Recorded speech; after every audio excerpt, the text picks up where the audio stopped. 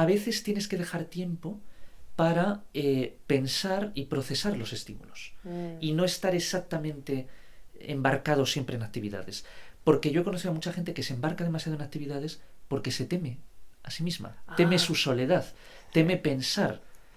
Y yo creo que nada interesante y nada grande puede surgir si no hay un gran pensamiento detrás. 3, 2, 1, 0. Liftoff. We have a liftoff.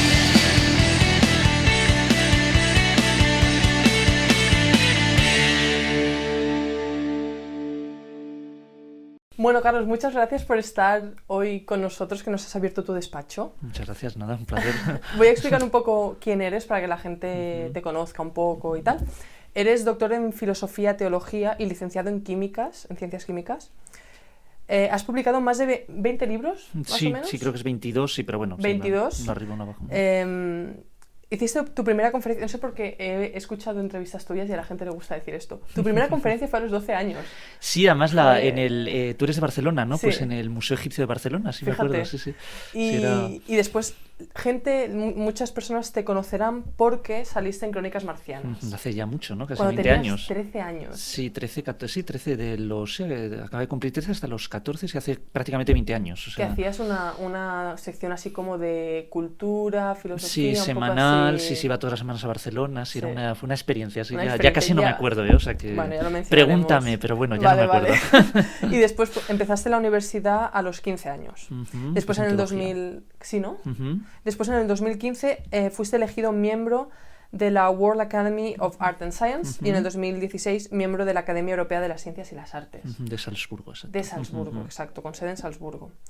Y bueno, yo la primera pregunta... Tengo muchas preguntas. Bueno, pero yo espero tener muchas respuestas. Seguro. No sé si tengo tantas, pero bueno. Sí, ya verás como sí. Pero me gustaría empezar por una cosa que... Investigándote se me ocurría, que es como... Eres superdotado, entonces, bueno, técnicamente, ¿no? Sí, bueno, sí, efectivamente, es un concepto más... Sí, es como... Sí, es muy frío decirlo así, pero... Bueno, no sé, yo creo que hay personas que es casi evidente, ¿no? Que tienen una mayor capacidad de aprender. Exacto. De aprender, aprendes más rápido, eres capaz de relacionar más contenidos de conocimiento, pero bueno, luego hablaremos porque hay una distinción muy interesante entre alta capacidad cognitiva y creatividad. O sea, no hay una correlación a partir de ciertos niveles. Ese es un tema que a mí me interesa mucho. Pues ya lo pero bueno, efectivamente sí, cuando iba a la televisión pues era lo que más llamaba la atención. Sí, el niño prodigio, el niño superdotado. Exacto. Ya estoy en otra etapa, pero bueno, siempre es interesante ver la evolución, ¿no? Entonces mi pregunta es, así como alguien que es muy bueno en el fútbol, por ejemplo, o en algún deporte, o en la música, se da cuenta en el día a día de, ostras, yo esto lo hago mejor, o ya no mejor, sino diferente, que absorbe esa disciplina, ese arte o deporte de manera diferente, ¿tú en tu día a día te das cuenta que tu cerebro también funciona diferente del resto de la gente? O sea, yo qué sé, si estás leyendo, ves, y esto lo he hecho en 5 minutos y los demás tardan 15, no sé. Sí, bueno, en el caso de la lectura además es casi, es a veces muy doloroso, porque yo cuando leo un buen libro, un libro muy interesante, puede ser en filosofía o en ciencia o en literatura o en poesía, a veces con leer un solo párrafo me surgen tantas ideas, o sea, el estímulo es tan poderoso que es terrible, tengo que cerrarlo y enseguida me apunto ideas, me apunto sugerencias, o sea, es un proceso, para mí cada vez leer es más costoso, porque en cada párrafo, que por supuesto tiene sustancia, y por desgracia el número de libros que tienen esa sustancia no es tan relevante, de hecho a veces disminuye de una manera vertiginosa, ¿no?, cuando estás en ciertos campos, pero es increíble, ¿no? O sea, a veces yo siempre tengo que, me mando mensajes al móvil, escribo notas, porque se te ocurren ideas, o dices, esto qué interesante, tengo que reflexionar más, o esto me viene bien para el artículo que estoy... Es decir, uno funciona mucho por estímulo-respuesta, por supuesto. A veces el estímulo brota de ti mismo, que es la automotivación, y yo creo que eso existe y es muy importante, y hay personas que son capaces de desarrollarla más. Yo me considero una persona siempre muy motivada, nunca me canso, siempre tengo que seguir, incluso cuando termino un proyecto ya estoy pensando en el siguiente, es como Sísifo, ¿no? O sea, subes hasta arriba con la piedra, pero luego se cae y tienes que volver, es una concatenación interminable, pero muchas veces funciono con esos estímulos externos, una conferencia, o pues en Oxford he conocido a tal eminencia que hablando en una conversación, en una cena me ha dado tal idea, o al leer un artículo, un paper, un libro, Y funciona muchísimo con ese estímulo. Entonces, es cierto que a veces te das cuenta de que hay otras personas que, expuestas a los mismos estímulos, en ellas no se desencadena, ¿no? Ese caudal de actividad. Sí, o sea, yo sobre todo cuando era un niño, ahí es verdad que es donde me sentía muy diferente, ¿no? Es decir, una simetría tajante. Era casi como una cordillera a veces entre las personas de mi edad, y me sentí muy solo porque no podías hablar. O sea, tú tenías unos intereses, unas preguntas, y no podías hablar prácticamente con nadie. Ibas a las profesoras, me acuerdo, en el recreo, que a mí no me gustaba salir al recreo, y me decían, las que cuidaban el patio, me decían, no, es que tú tienes que jugar con los niños. Y yo quería hablar con ellas, o sea, era a ver si Sí, pero cuéntame podía sobre absorber Platón, más, podía absorber, porque Claro. yo siempre me he considerado muy deseoso, no ha habido de absorber de quien puedas aprender, ¿no? Yo creo que de todos puedes aprender, a todos puedes enseñar algo. Pero claro, es verdad que luego, conforme ya creces, ya sí es más fácil encontrar personas parecidas a ti. Y en ese sentido yo me considero un privilegiado, porque también he construido un círculo de amistades, de relaciones, no solo en España, en otros sitios, donde ya no tengo ese problema, ¿no? Sino que... Y además es muy importante siempre buscar a personas que estén por delante de ti. Es decir, que sean más sabias, que sean más creativas, que sean más... Porque al final tú te beneficias de ellas, ¿no? Y en ese sentido sí me considero muy afortunado, ¿no? Tanto y a veces si no las encuentras en España, en otro país, y he tenido la fortuna de viajar a muchos sitios, y ya es distinto. Pero claro, hubo una etapa de mi vida donde efectivamente era esa falta de estímulo la tuve que suplir con una vida muy solitaria, de lecturas, de introspección. Claro.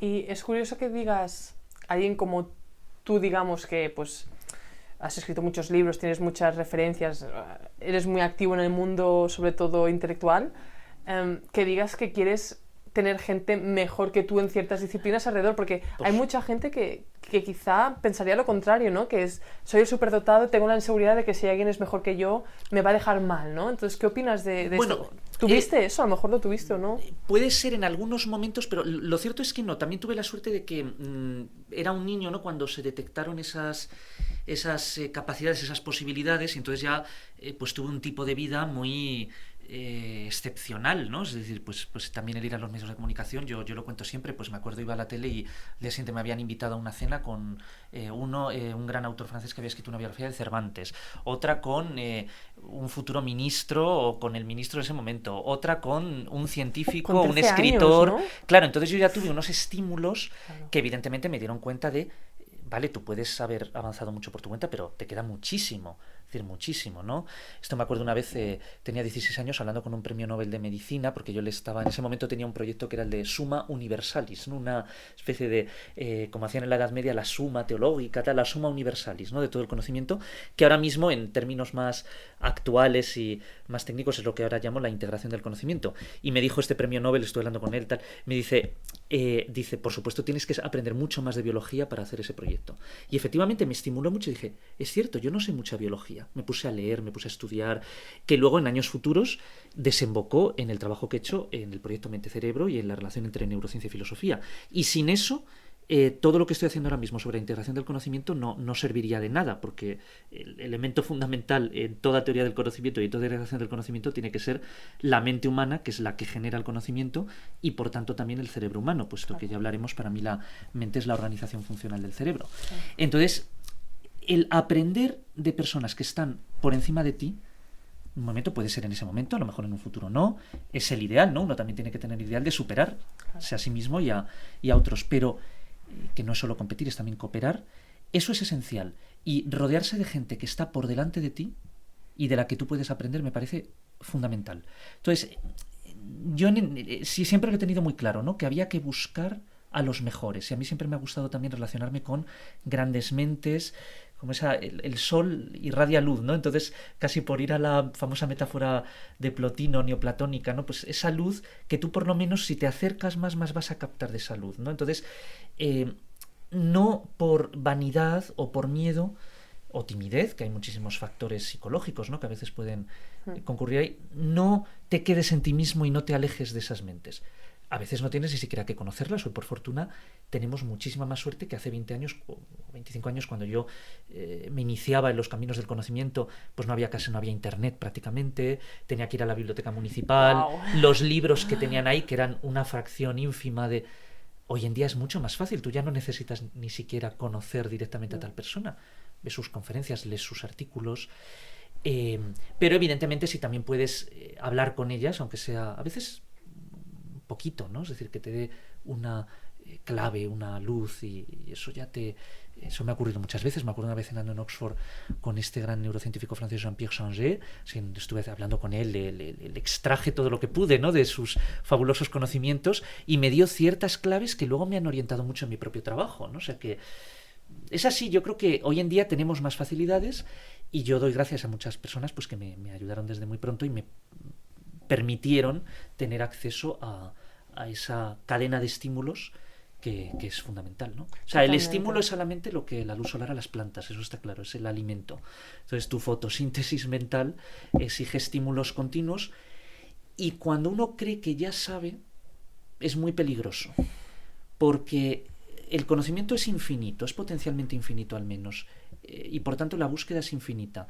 Cuando tú crees que ya sabes algo, seguro que te estás perdiendo detalles. Incluso en cosas muy básicas siempre podríamos investigar más y profundizar más. Y la búsqueda de la sabiduría es eso, es un proceso continuo, constante. No creer nunca que ya lo sabes todo. Y además, si no investigas, si no estás en movimiento continuo, también es muy peligroso, te acabas repitiendo, caes en estereotipos. Claro, a mí una cosa que he oído mucho, que dicen que eres el producto de tu entorno, ¿no? Entonces, que está muy bien... No solo, pero en gran medida sí, claro. Exacto, sí, claro. Seguro que hay muchos matices. A mí una cosa que me interesa de preguntarte es un poco lo que has mencionado. Tú empezaste a desarrollarte intelectualmente desde muy joven, pero en una época donde no había internet.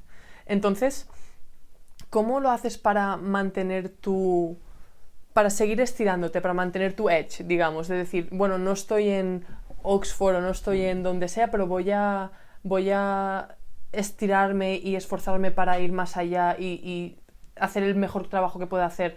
Porque claro, a veces yo tengo este miedo de decir, ostras, a lo mejor no estoy en Barcelona, mi entorno a lo mejor no es, si por ejemplo a mí me interesa el emprendimiento, pues no son empresarios, tal, no tengo ningún tipo de entorno que me empuje, ¿no? Porque al final no puedes ser lo que no conoces.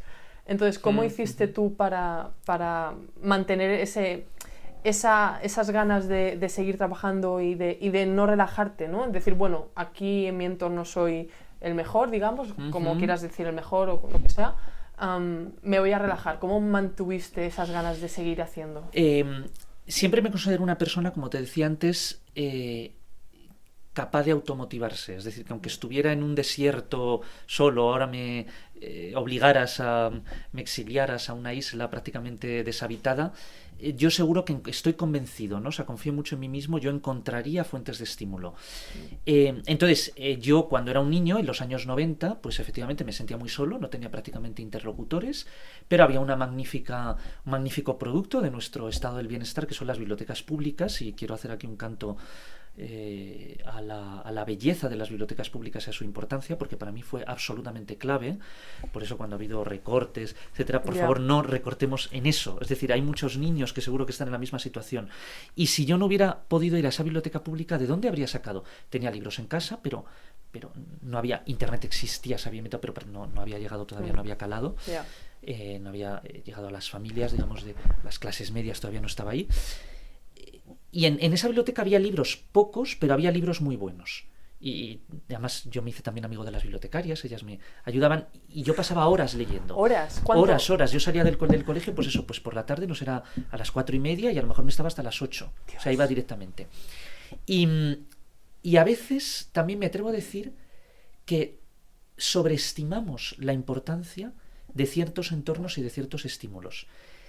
Creemos que porque uno esté en la mejor universidad del mundo, o en Silicon Valley, o porque uno en el siglo XV hubiera estado en Florencia, en el círculo de Lorenzo de Medici, ya automáticamente se va a desatar el milagro de...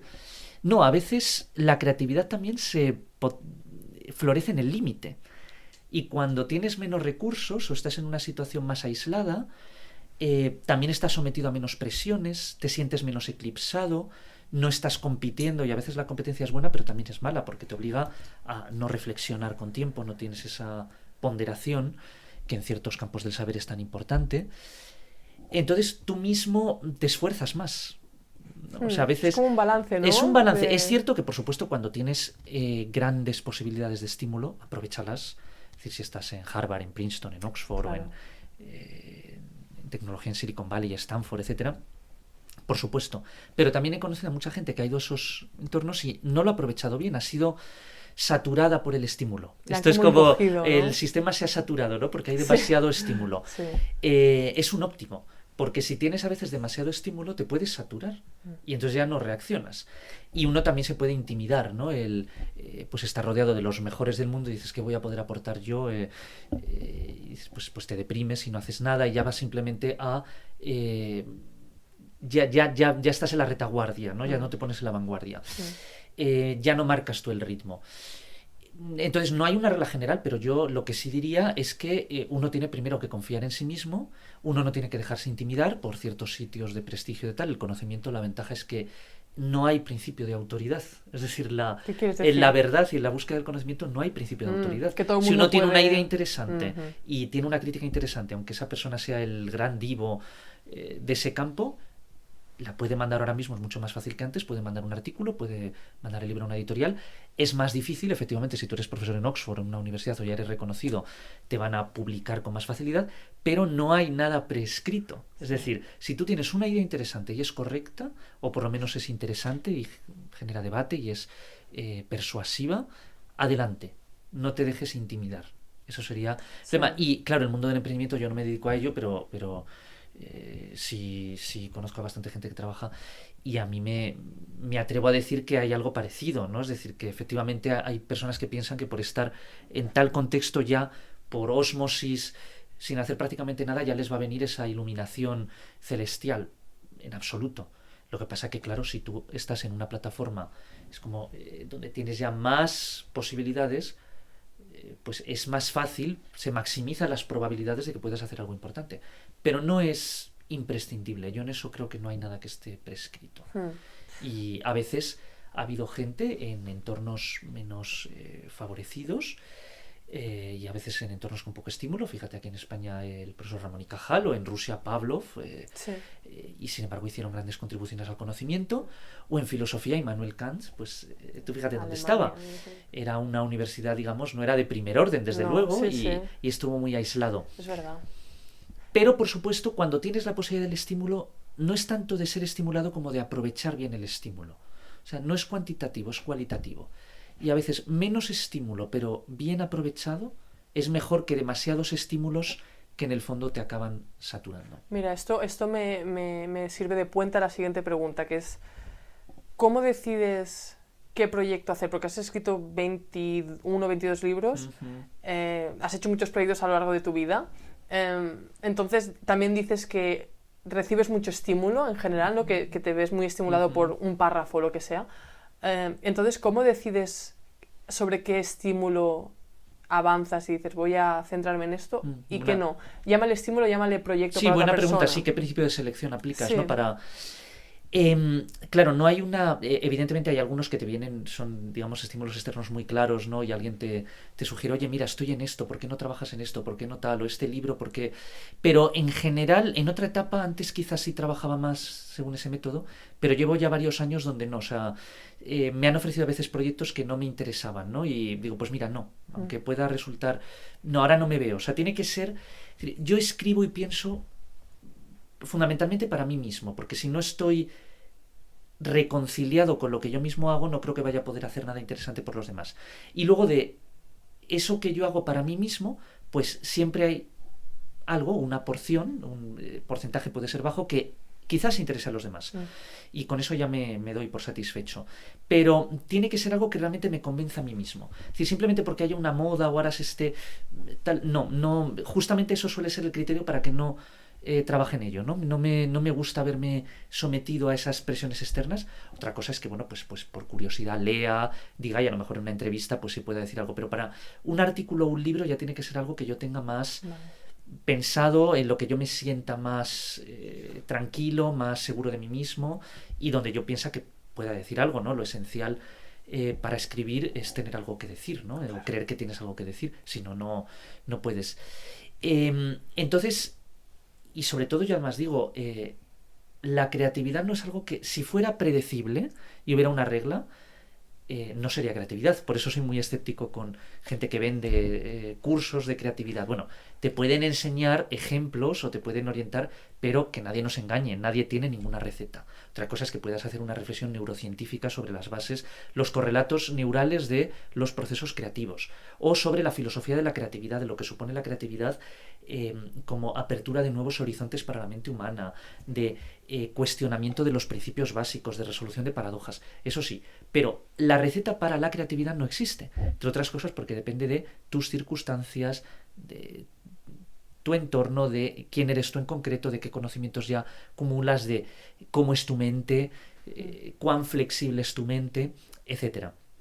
Entonces también hay que dejarse muchas veces, hay que dejar espacio, ya sé que puede sonar, entonces, pues no me estás dando una regla concreta. Claro, es que no quiero darte una regla concreta. Hay que dejar espacio para la sorpresa, no perder ciertas sorpresas, ¿no? Que a veces pueden venir ciertos mini estímulos, ¿no? Que a veces desencadenan un proceso, ¿no? Como que el sistema pasa por un umbral y ya eso alcanza chispa, velocidad ¿no? de escape, una pequeña chispa, sí. exacto, y me encanta ese término, esa luz, ¿no? Que se enciende muy de manera súbita.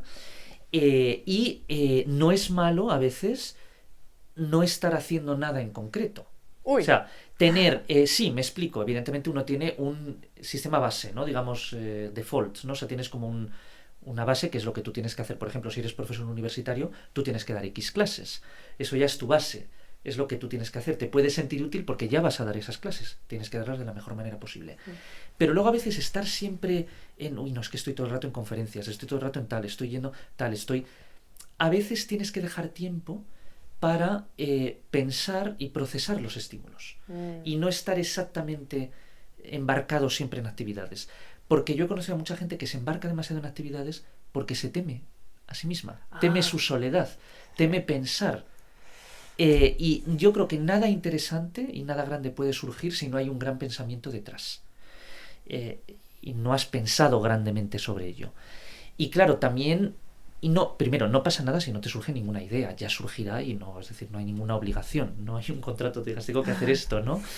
No hay esa necesidad, aunque la sociedad a veces nos prima. Y por eso es también muy negativo mirarse solo en el espejo de los demás, es incluso infantil, ¿no? Es decir, uno tiene que mirarse en su espejo y tiene que mirarse en grandes espejos, pero no tiene que estar todo el rato mirándose en otros espejos, tiene que aprender también a conocerse. Pero para que te surjan ideas, yo creo que tienes que estar en un... tiene que haber una cierta... es un equilibrio entre paz interior y exterior, que tú tengas una tranquilidad, puedas reflexionar, y sanas perturbaciones externas, no podemos llamarlo así. Es decir, ¿por ejemplo? Útiles perturbaciones externas, pues de repente eso, tal conferencia a la que vas, por supuesto los libros, y uno siempre es bueno leer mucho, con límites, ¿no? O sea, la gente me pregunta, ¿tú lees mucho? Digo, es lo que te decía antes, leo mucho de poco. O sea, a veces, ¿sabes? Como que... Eso lo decía Séneca. Decía, tenemos que frenarnos un poco en intentar conocer a todos los autores. Es Estudia que los mejores. Mejores. Exacto, justo. Y es el paucas et matura, decía el famoso matemático Gauss, ¿no? Pocas pero maduras, y creo que era de San Tomás de Aquino, non multas et multum, ¿no? No muchas cosas, sino mucho. Bueno, esa condensación. Hay una etapa donde es una etapa de expansión, pero luego tiene que haber también una etapa de concentración, ¿no? De sístole diástole casi. Entonces, no hay que tener miedo al aburrimiento. O sea, el aburrimiento a veces es muy creativo. Siempre y cuando tú estés abierto, ¿no? Las antenas las tienes que tener siempre encendidas, los ojos los tienes que tener abiertos. Pero muchas veces no hay que temer esa inacción, incluso decir, oye, si estás dando, ¿en qué estás? Pues mira, ahora mismo no estoy en nada, estoy leyendo así cosas, pero todavía no estoy preparándome, no pasa absolutamente nada. Y en la sociedad actual hay un peligro muy grande, que es por quedar bien o por dar la impresión de que estás continuamente en movimiento, entrar en un círculo que no te lleva a nada. O sea, es un giro no de 180, sino de 360 grados, que en el fondo no te permite llegar a ninguna caso. Uno tiene que aprender a descubrirlo, ¿no? Esto no son reglas algorítmicas, ya digo, científicos, los filósofos, los historiadores pueden intentar descubrir ciertos patrones comunes en las grandes manifestaciones de creatividad humana. Y a mí eso es un tema que me fascina. Pero nunca hay una regla absolutamente común. Entonces, porque siempre cambian los contextos. Claro, mucha intuición y la intuición es sagrada, la intuición es un tesoro divino. Conectarse con uno mismo. Y no hay que temer la intuición, porque muchas veces un exceso, yo me considero muy racionalista en muchas cosas, pero por fortuna tenemos la intuición que siempre va más allá de la razón. Que a veces se puede equivocar, pero bueno, luego ya la podrás corregir. Sí, pero mejor equivocarse en tu intuición. No es lo tipo que dice, mejor equivocarse en algo que decides tú hacer que no en algo que te dicen hacer por ti. En mi escala cognitiva, lo que está por encima de todo, la cúspide del Everest cognitivo, es la creación de nuevas ideas. Desde luego, porque es lo más difícil. Lo más difícil es que se te ocurra una idea. Que esa idea sea útil, evidentemente eso ya es lo que tiene que determinar un análisis ya más racional, más ecuánime, menos quizás entusiasta. Pero lo primero es más difícil. Que se te ocurra, porque luego la razón es algo más, es casi mecánico. Tú aplicas un proceso racional y o te engañas a ti mismo o la razón te dicta esto. Entonces, si sigues esa línea lógica, premisas, consecuencias, no hay más. Pero, ¿qué pone en marcha las premisas? Es aleatorio, esa intuición, ¿cómo se te ocurre? Sí. Entonces, hay patrones, pero hay un elemento de aleatoriedad. Lo que pasa es que se puede cultivar. Yo creo que hay intuiciones más pulidas, más aquilatadas, entonces eso uno tiene que cultivarla también. Sí, sobre todo, muy curioso todo lo que dices, sobre todo en el siglo XXI donde vivimos, ¿no? Que quizá no se puede decir qué se puede hacer para tener nuevas ideas, pero quizá se puede decir qué no deberíamos hacer para porque, por ejemplo, Instagram, lo que dices de estar todo el día haciendo cosas, realmente te hace ser más reactivo al mundo y no Totalmente. Proactivo. Entonces ya no controlas tu propio... Claro. Primero, ya no controlas el estímulo, porque Claro. Lo importante del estímulo no es... La grandeza de la mente humana es que el estímulo no tiene por qué generar una respuesta inmediata. Esto no es como el famoso martillo en la rodilla, que es un sistema involuntario automático. Si tú golpeas en la rodilla va a subir. No, eso es estímulo-respuesta en el mecanismo más primario. Pero en las funciones cognitivas superiores, en las facultades mentales más elevadas, lo bueno es que el estímulo no tiene por qué desencadenar una respuesta directa. Tú te puedes apropiar de ese estímulo. Entonces, cuando estamos expuestos a esta vorágine, ¿no? Donde en un mundo donde hay tanta información, tanto estímulo, que te tiene que generar directamente una respuesta, es terrible, porque lo importante no es toda la información que recibas. En este mundo hay mucha información, pero poca comprensión. Y para desarrollar esa comprensión exige analizar los estímulos y ser libre con respecto a ellos. Y eso también te va a ayudar a ti a generar tu propio estímulo desde Totalmente. dentro, ¿no? Que ya no es un input externo, sino que es un input interno. Y esa es la forma suprema, ¿no? Donde ya no dependes de circunstancias externas. Totalmente. Yo, de hecho, estoy en esa fase de que estuve 1 año y medio leyendo un montón. Y ahora estoy en una fase de que si leo demasiado me agobio. Y me enfado conmigo misma porque siento, ¿esto lo estoy pensando yo o lo estoy pensando porque lo he leído en un libro? O sea, no proceso la información. Lo bueno también de llegar a esa fase es que a lo mejor ahora ya solo vas a leer lo realmente bueno. Claro. Y entonces ya distingues muy bien. Pero no hay que avergonzarse de haber estado en la fase anterior, porque a veces para llegar a esta tienes que haberte sometido a una expansión, a una exuberancia de estímulos y luego ya los vas... Claro. Es cierto, por ejemplo, la verdad es que es totalmente personal, no quiero extraer de esto ninguna regla. No me gustan mucho las redes sociales, o sea, no tengo Twitter, tengo un perfil de LinkedIn, pero vamos, es como nada, es por estar ahí, o sea, y si alguna vez pues hay que hacer promoción de algún libro, tal, pues evidentemente, y oye, las editoriales también te lo piden y ya que te editan el libro, pues por supuesto tienes que hacerlo. Facebook creo que solo miro de vez en cuando para cumpleaños, pero no soy muy activo en redes sociales. ¿Por qué? Entiendo perfectamente las otras posturas, y depende también de en qué trabajes o de a qué te dediques. Porque no te deja reflexionar, ¿no? O sea, te obliga a ser más lapidario, a veces a ser más impulsivo y no a reflexionar. Y bueno, pues por carácter yo prefiero lo segundo antes que lo primero. Entonces no me siento a gusto, no me siento cómodo en ese tipo de medios y no tengo por qué estar. Y no es por miedo a la exposición, fíjate, porque yo he estado en la televisión desde muy pequeño, te veían millones de personas. De hecho, ahora ya no hay casi programas de televisión porque la audiencia está fragmentada, ya es más difícil, ¿no? Que puedas tener ese nivel de exposición. No es tanto eso, simplemente que no me gusta que otros controlen lo que yo tengo que decir y lo que yo tengo que pensar, por una exposición excesiva. O sea, prefiero gestionar mejor a qué estímulos y a qué respuestas me expongo.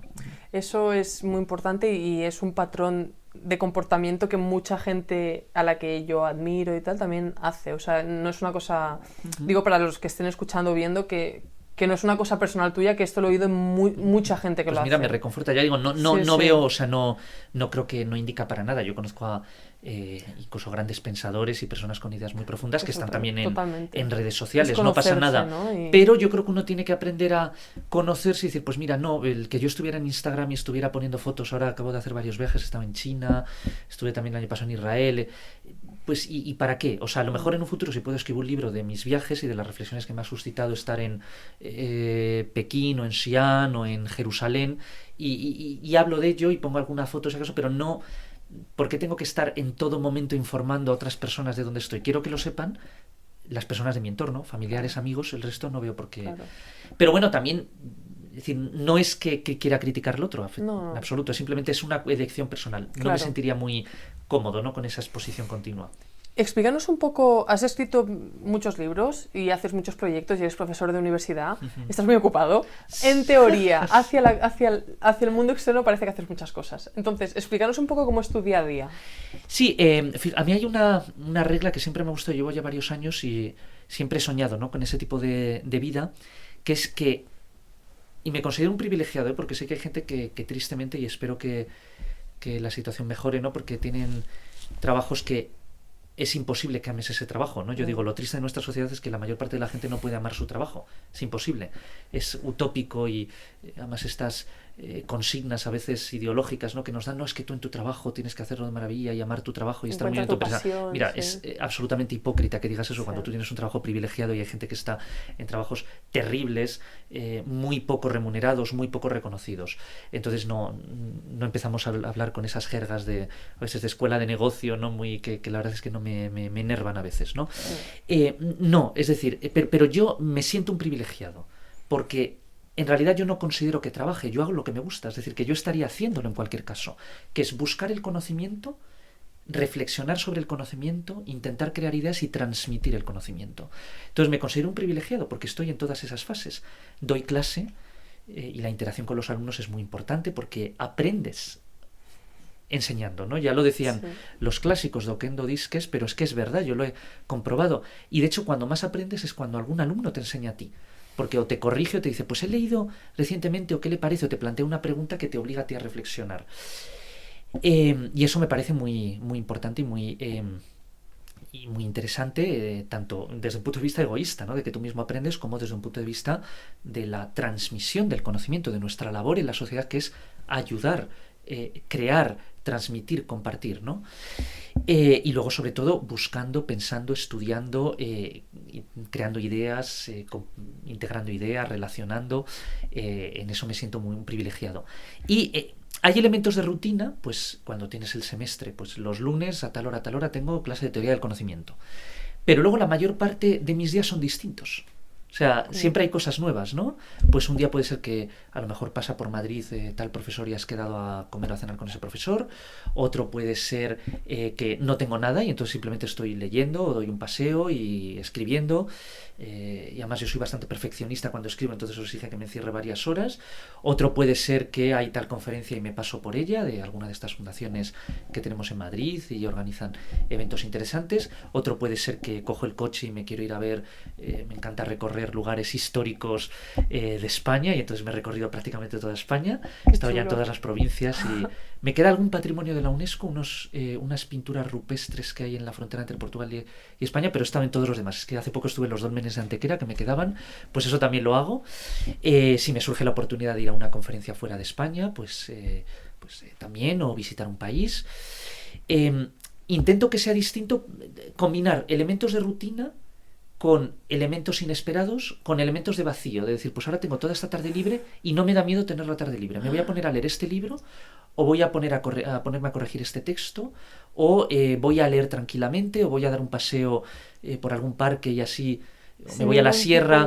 Sin ningún tipo de objetivo. Exacto. Y a veces es bueno tener objetivos, y lo más difícil en la vida es buscar un buen objetivo, evidentemente, un buen propósito, pero a veces es bueno no tener objetivos para que los objetivos vengan a ti. Es decir, yo siempre pienso que siempre puede haber un acoplamiento. Los objetivos están ahí flotando, digamos, y tú estás buscando.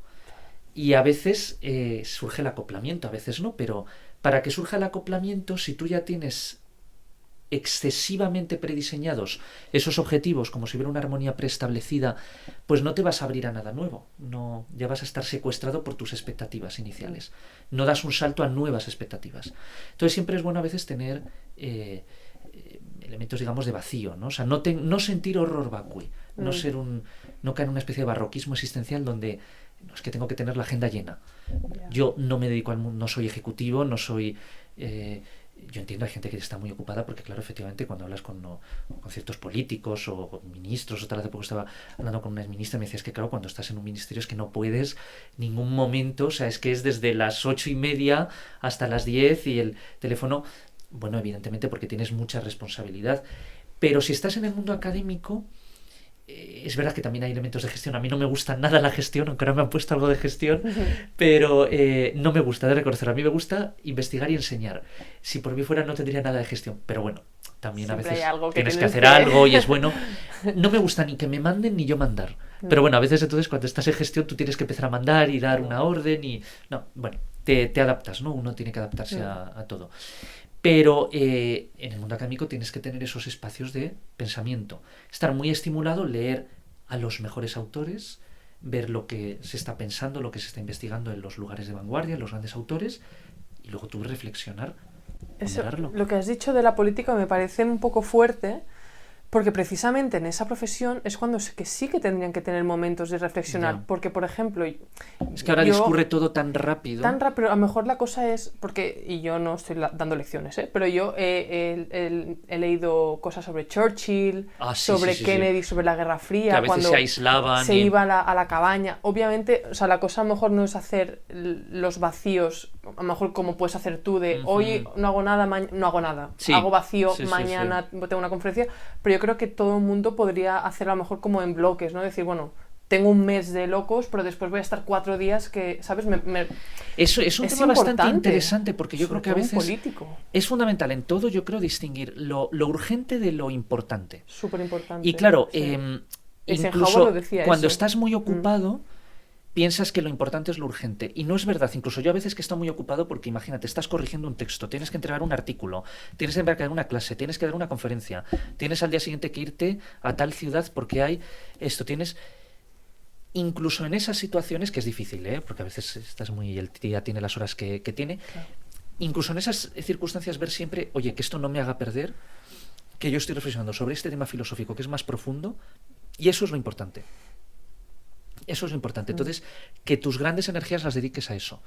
Era lo que pasa que, evidentemente, pues hay veces donde es más... pero ahora lo que me decía, hablando con una persona que había trabajado en la Unión Europea, me decía, por ejemplo, cuando estaba Lady Ashton en el servicio como alta representante de la Unión Europea, me decía, era una mujer muy trabajadora, pero se centraba demasiado en lo urgente y no en lo importante, ¿no? Y dices... Y claro, y en ciertos puestos lo que necesitas es visión. Claro. Y la visión, si estás completamente saturado, tienes que alcanzar ahí un equilibrio, ¿no? Claro. Porque si no, no reflexionas sobre...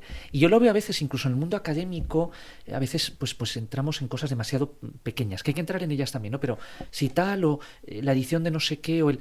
No, pero estamos pensando en lo realmente importante, en grandes temas filosóficos, estamos pensando en la naturaleza de la mente humana, la relación entre mente y realidad, el conocimiento, lo que viene dado por la mente, lo que viene dado por la experiencia, temas incluso actuales de desafíos éticos, de desafíos científicos que van a afectar a nuestra... Bueno, eso es lo importante. Entonces, por supuesto, hay que hacer también hay que atender a lo urgente, pero que nunca lo urgente eclipse lo importante. Claro. Es alcanzar un equilibrio entre ambas facetas, y en ese equilibrio, si hay que renunciar a lo urgente, pues no pasa nada, siempre y cuando sea en aras de lo importante. O se delega, ¿no? Que también... y eso es esencial, sí.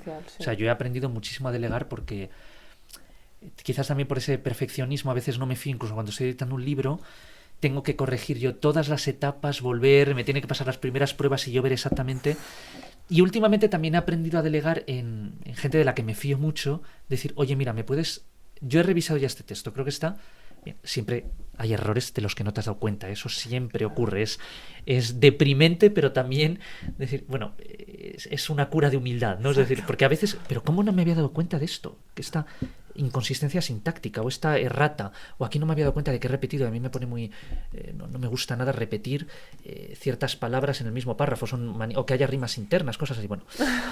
Y entonces alguien lo mira y se da cuenta. Claro. Entonces, aprender a delegar es importante. Sí. Pero bueno, para eso también tienes que... es bueno muchas veces depender más de ti mismo, porque así te entrenas, ¿no? Claro. Es decir, la mente funciona mucho con entrenamiento, no tiene a veces más misterio que si tú... dicen, ¿y cómo escribir? ¿Cómo? Bueno, es verdad que hay gente que tiene más facilidad para escribir, que no tiene miedo a la hoja en blanco y enseguida ya te puede llenar... Pero ¿cómo se aprende a escribir? Escribiendo, es decir, no tiene... Porque yo conocí a mucha gente que lee mucho, pero en ningún momento se pone a escribir. Es como le entra un vértigo hasta ante el abismo y decir, no, yo necesito todavía... Y yo digo, no, al doctorandos que empieza la tesis, etcétera, digo, no, efectivamente al principio tenéis que leer mucho, pero cuanto antes tenéis que empezar también a escribir, porque si no... se te atrofia esa capacidad y al final luego va a ser peor, va a ser más doloroso. Tío, a mí me ha pasado eso, te lo juro, Carlos, te lo juro. Yo antes... pasa a mucha gente. O sea, no ostras, pero ahora me está costando ponerme a escribir. Estoy en esa fase que te he dicho de decir, bueno, ahora he absorbido mucho, quiero empezar a discernir qué adopto como mío, qué elaboro, qué no, qué saco. Y me pasa que yo pienso, en la universidad escribía trabajos ahí a punta pala y ahora me pongo a escribir y es como que o sea, me da como una cosa de... Pero bueno, es por falta de entrenamiento, sí, es claro. Entrenamiento, o sea, yo no hago mucho deporte, sí. O sea, debería hacer y paseo, etcétera, pero no soy nada deportista y claro, cuando a veces pones en tal se me hace un mundo. Bueno, evidentemente si no fuera... Sí. Sobre todo el tema del ego, yo creo. Cuando tienes que escribir, yo que soy bastante perfeccionista, es como, no lo quiero hacer mal, entonces nunca empiezas. Sí, pero tienes que... sí, es verdad, fíjate, yo ahí, aunque soy perfeccionista, eso no me ha... no ha supuesto nunca un impedimento para que siempre estuviera trabajando. Y eso que hay textos que los he revisado, puede ser incluso 20 veces, que a veces es peor, que lo empeoras con respecto a la redacción inicial y vuelves y dices tal. Pero, o sea que no, por fortuna no he tenido, pero sí soy consciente conozco a gente que tiene ese problema, ¿no? Por eso has creado tanto. Porque bueno, estás ahí, no piensas en eso, estás... Continuamente, y de hecho ocurre, a veces es terrible que te pueden llegar ya el libro, ya tienes el ejemplar, ¿no? Que es un momento es casi como el parto, ya se ha consumado y ya has dado a luz y ahí está el niño y entonces está todavía, casi ya le acaban de cortar el cordón umbilical y ya sale... Y yo en ese momento ya estar diciendo, vuelvo a ver, y a mí no me gusta ni verme en entrevistas, ni leerme, porque siempre soy mi mayor crítico, ¿no? Entonces encuentras a veces incluso defectos o errores que dices, pero ¿y esto qué importancia tiene? No, nadie... Pero dices, ya, pero es que me siento examinado por puede sonar exagerado, ¿no? Pero me siento examinado por algo que va más allá de mi tiempo, ¿no? Yo quiero hacer algo que trascienda mi tiempo. Puede resultar arrogante. No, en el fondo es una ambición que yo creo que hemos de tener, no es arrogancia, es una sana ambición. Sí. No quiero quedarme circunscrito a mi tiempo, quiero trascenderlo, quiero ir más allá, dialogar con el pasado, con el futuro. Y vuelves y dices, oye, qué horror, no, ya tengo, menos mal que estoy escribiendo otro libro donde lo voy a hacer mejor. Claro. ¿Sabes? Porque no me he quedado del todo satisfecho con esto. Claro. O sea, está bien buscar la calidad, pero ir también por cantidad. De hecho, no hubo un experimento así sociológico y tal, que le dijeron a unos niños... lo voy a explicar fatal, pero voy a intentar explicarlo bien. Sí. Que es unos niños que decían, tienes que hacer un tal dibujo y lo tienes que hacer perfecto, y solo puedes hacer un dibujo. Y les animaban a hacer el dibujo por calidad, hacer el dibujo. Y a otros niños que les decían, tienes que hacer cuantos más dibujos, mejor. Y salía alguno mejor en los que hacían más que en el otro. Los que hacían cantidad les salían mejor que los otros. Es muy interesante, fíjate, hay esta famosa ley que es errónea, ¿no? Desde el punto de vista de la ciencia, pero de Engels, de la transformación de la cantidad en cualidad. No conozco. Bueno, en parte es correcta. Yo creo que tiene el tema de la mente, yo creo que en muchos aspectos, porque cuantas más neuronas hay, se expanden más las cortezas prefrontales. No es solo cuantitativo, es cualitativo, son las conexiones, pero tiene mucho que ver con lo cuantitativo. Pero bueno, no siempre mayor cantidad significa mayor cualidad, ¿no?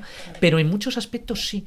Y yo me he dado cuenta de que cuando tú buscas, por ejemplo, decían que Borges en sus últimos años estuvo buscando el poema perfecto. Y yo fíjate que siempre a mí Borges me encanta su prosa, pero la poesía no me ha llamado nunca, no me llama la poesía de Borges. Me parece a veces demasiado fría o demasiado rígida. Y quizás puede ser porque buscaba ese poema perfecto. Y sin embargo lees en cualquier gran autor de la generación del 27 en España, digo por hablar de personas del mismo... periodo que por lo menos hubieran sido contemporáneos, aunque Borges vivió hasta el 86, no me parece, pero bueno, que cuando él empezó, pues en los 20, fervor de Buenos Aires y tal, y a veces no son quizás tan perfectos desde el punto de vista formal, pero tienen más alma, más sentimiento. Llega más, sí. Llega más. Sí. Y en filosofía ocurre lo mismo, que hay autores que a veces dices, bueno, una perfección, puede ser, no, Kant estuvo escribiendo, creo que es casi 10 años, La crítica de la razón pura, ¿no? Es una obra maestra. O Spinoza no sé cuánto tardó en hacer la ética ordine geométrico de Monstrata, porque es una perfección lógica. Pero a veces te encuentras con autores que en menos tiempo, de una manera quizás más que ellos no esperaban mucho de su obra, y la hicieron pues una más, y a veces esa obra ha influido más y ha trascendido más. Que no estar 20 años diciendo voy a... Hay gente que sí, John Rawls creo que tardó casi 20 años en escribir la teoría de la justicia y es una de las grandes contribuciones a la filosofía política y social, ¿no?, del siglo XX, pero a veces puede ser una cosa de la que tú menos esperas, que la has hecho con menos ansia perfeccionista y sin embargo ahí quizás has sido más sincero, has sido más humano, menos rígido, menos encorsetado. Has respirado más lo que tú querías decir. Ocurre mucho en artículos. Entonces no hay que tener miedo a eso, decir, no, yo es que ahora voy a... Si tú piensas que vas a buscar ahora no voy a hacer nada hasta que no tenga la hora perfecta, pues probablemente no llegue nunca. Claro. Sí, mientras que totalmente. Por la otra vía puede ser que de ese entrenamiento que tú adquieres a veces maximices las probabilidades de acercarte a algo bueno, algo importante. Tengo que empezar a escribir ya. Sí, en parte sí, efectivamente. No tenía... Vamos a hablar de una cosa que me has comentado ahora en empezar, que estás muy metido ahora con el tema de la integración del conocimiento, es decir, cómo al final la filosofía afecta a todos los ámbitos realmente del estudio humano, ya sea ciencias o humanidades. Explícanos un poco sobre eso, que me parece muy interesante.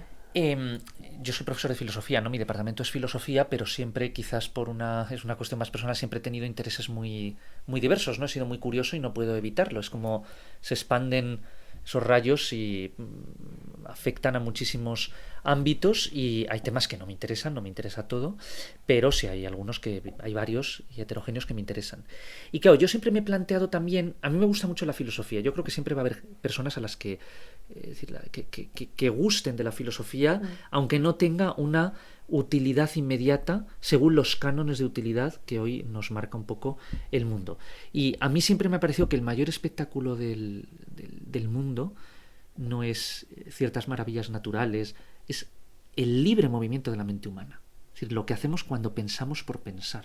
Y que desde los albores de la autoconciencia humana, yo creo que incluso desde el inicio del arte, las pinturas rupestres, o en Indonesia me parece que se han descubierto las más antiguas, ya empezó el ser humano a reflexionar, a pensar por pensar, a crear por crear.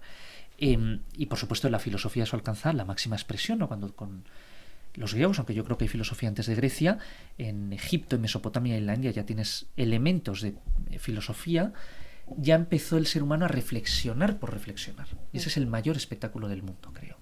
Entonces, la filosofía ya está justificada en ese mero pensar por pensar, ¿no? De reflexionar y pensar las grandes cuestiones, pensar el pensamiento, conocer el conocimiento, estar en ese nivel meta, siempre. Y yo creo que ahí es lo que nos hace humanos, en el fondo. Entonces, renunciar a ello y renunciar al arte, renunciar a la filosofía sería renunciar a lo que nos hace humanos, convertirnos en máquinas puramente productivas. Yo no quiero ser eso, yo quiero sobreponerme siempre al estímulo, sobreponerme al contexto, y eso exige pensar por pensar. Pero también yo creo que la filosofía tiene algo que decir a otras ramas del conocimiento. Hay muchas personas que cuestionan la utilidad de la filosofía, es decir, ya, pues si la metafísica vemos que no es capaz de aportar conocimiento, la lógica, pues bueno, podrá seguir analizando ciertas cuestiones, pero a efectos prácticos, pues puede reflexionar, pero no es un instrumento, pero en sí no nos amplía el conocimiento sobre el mundo. La ciencia parece ser la única manera que tenemos de aumentar el conocimiento, ¿verdad? La física, la química, la neurociencia, la biología, las ciencias sociales, donde ya surge el término, ¿no? A veces de disciplinas donde podemos tener la duda, ¿no? Eso que decía, creo que era John Nash, ¿no? De una ciencia que tiene que poner el título de ciencia delante de sí es que no es una ciencia, ¿no? Cuando dicen ciencias económicas, pues tengo mis dudas de que, hombre, tiene elementos científicos o aspira a ser una ciencia, pero desde luego no es la física o no es la biología, ¿no?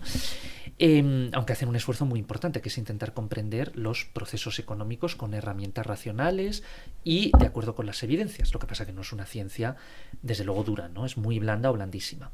Y eso ocurre con las sociales. Y dices, ¿la filosofía dónde entra ahí?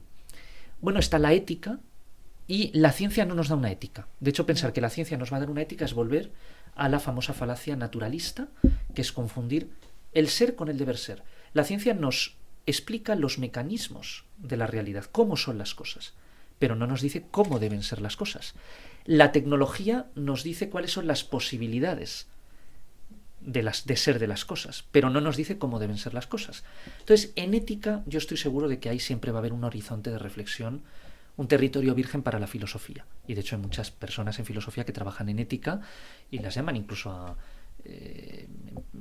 sector empresarial también, gobiernos, organismos internacionales, y de ahí hay una labor muy importante que los filósofos pueden hacer de analizar, claro, los desafíos éticos, los presupuestos de los que partimos a la hora de analizar esos desafíos, qué distintos sistemas éticos existen, etcétera.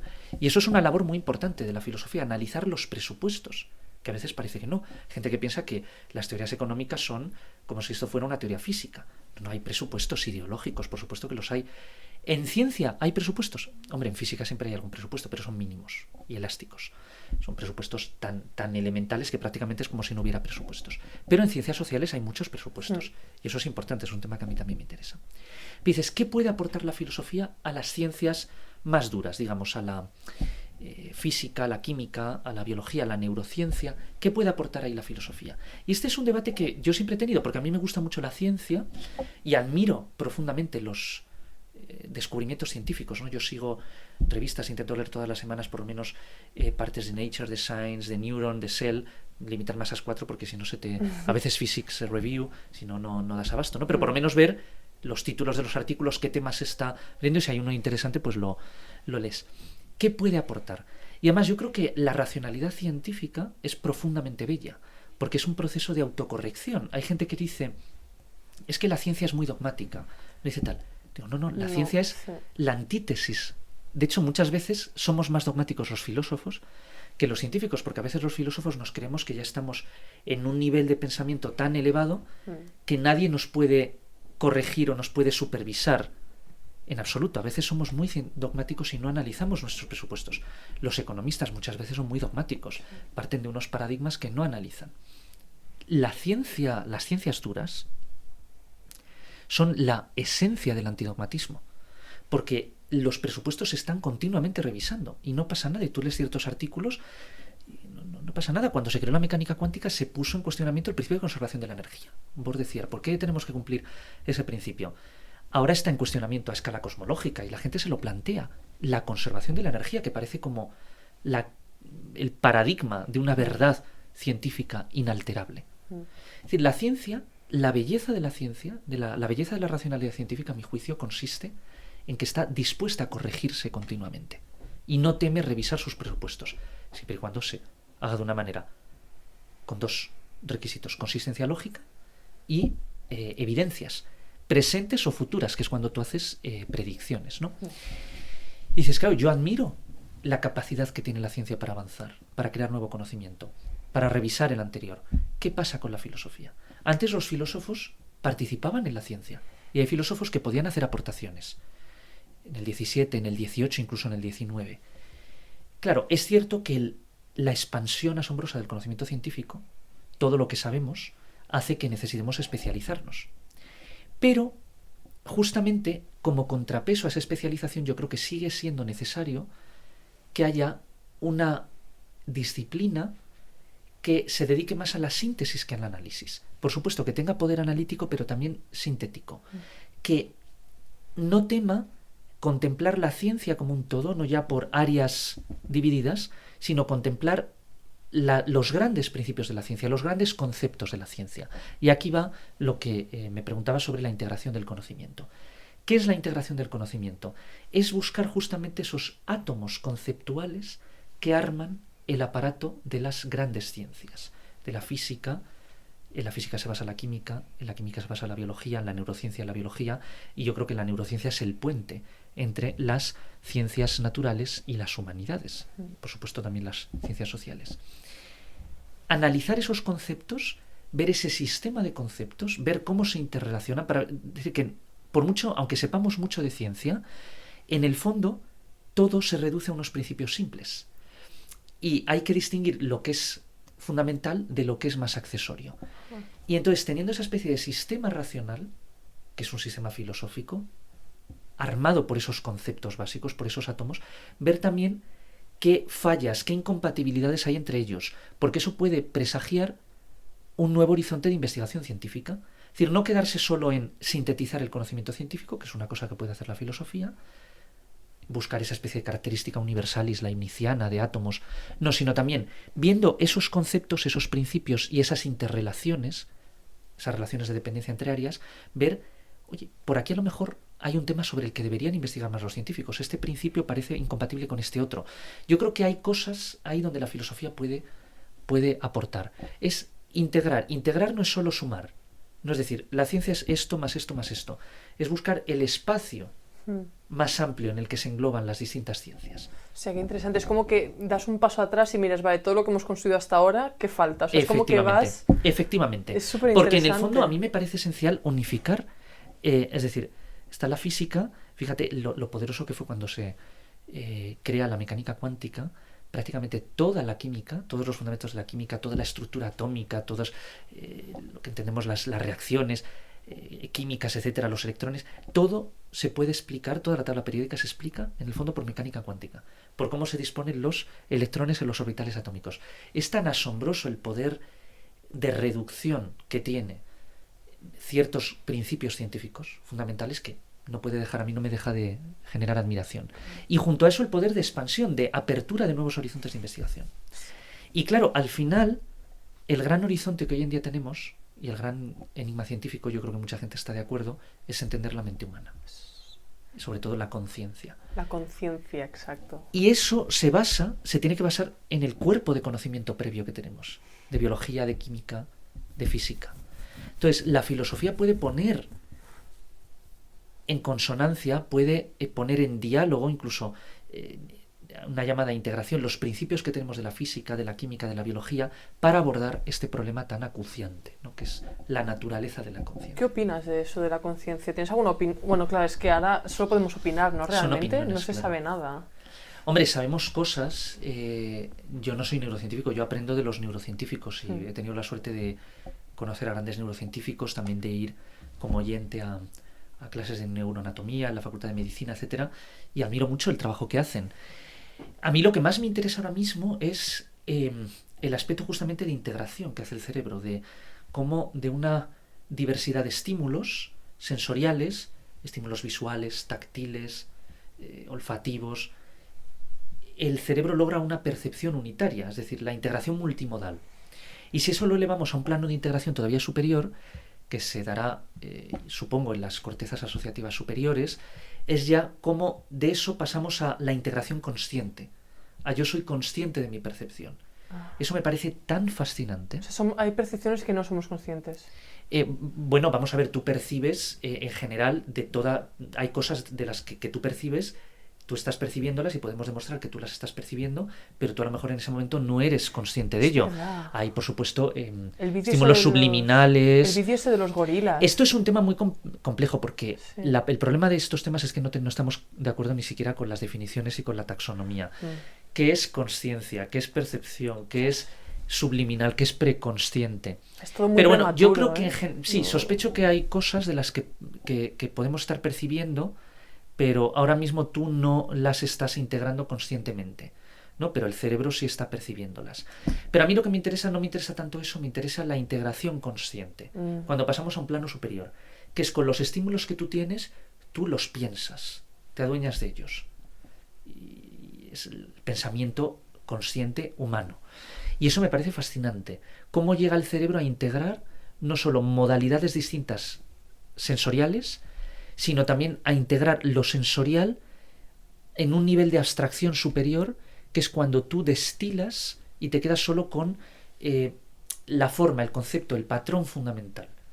¿No? Que esto es... yo ahora estoy haciendo muchísimos estímulos, aquí veo el campus y veo por la ventana árboles, etc., pero me quedo con la idea de árbol, por ejemplo, ¿no?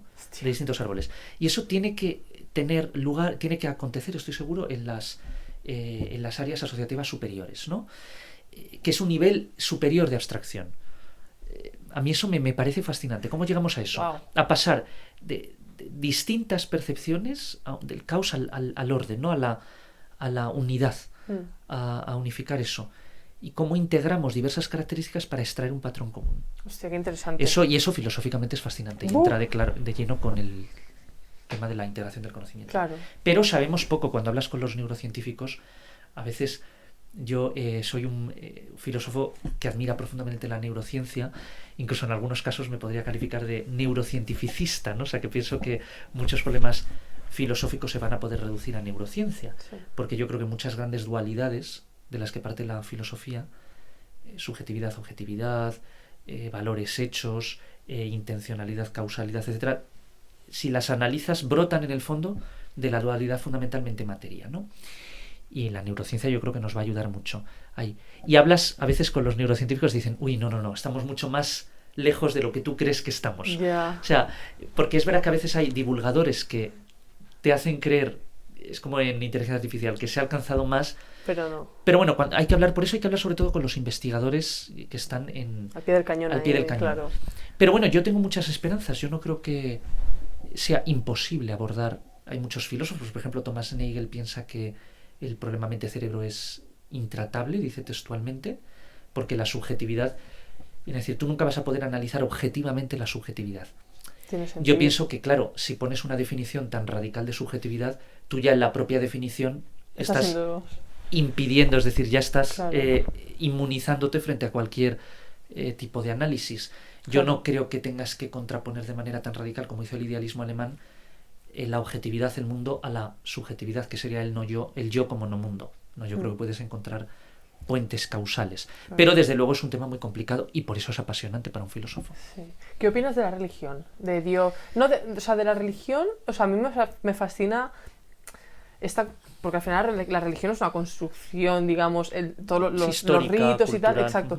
Me fascina la construcción a nivel antropomórfica, digamos. Pero después también, ¿qué opinas de la espiritualidad? ¿Eres creyente? ¿Crees Que en son algo? temas distintos, Sí. efectivamente. No era. Bueno, yo creo que aquí habría que distinguir Dios, religión, espiritualidad. Yo me considero agnóstico, es decir, no me considero ahora mismo, no me considero miembro de ninguna religión, ¿no? O sea, respeto mucho al que tenga y he estudiado en profundidad sobre todo el judaísmo y el cristianismo. De hecho, hice un doctorado en teología. En menor medida el budismo, aunque ahora he hecho un viaje hace poco a lo que te decía, China y también en Japón, y ahí he podido aprender bastante de otras tradiciones muy distintas, ¿verdad? Es otro mundo. Y aunque hayas leído muchos libros, a veces hasta que no estás allí, pues no... Entonces me considero agnóstico, pero me interesa la religión. Y sobre todo, más que la religión, me interesa la idea de Dios. Por eso uno de los últimos libros que he sacado se llama Dios, Ciencia y Filosofía de lo Racional a lo Divino, editado en Almuzara.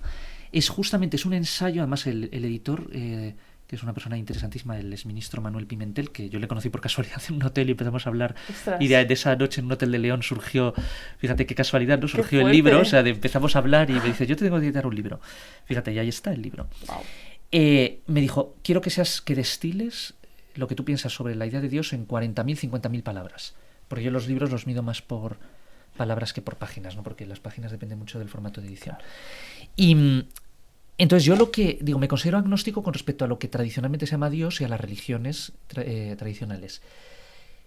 Incluso comprendería el ateísmo, ¿no? Porque efectivamente es muy difícil encontrar ¿Puedes pruebas. diferenciar? Para que la gente que no Agnosticismo es sepa? alguien que no considera, es decir, me considero agnóstico porque no tengo elementos suficientes para afirmar la esencia de Dios, pero tampoco para negarla. Es decir, entiendo perfectamente a los que la niegan, porque entiendo que ellos digan el universo es autosuficiente, se explica por sí mismo, no necesitas, pero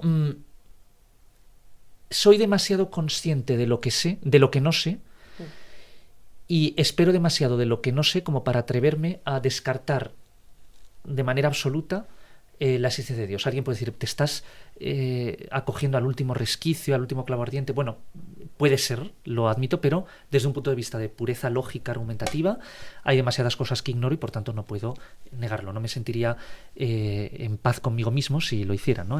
Tal.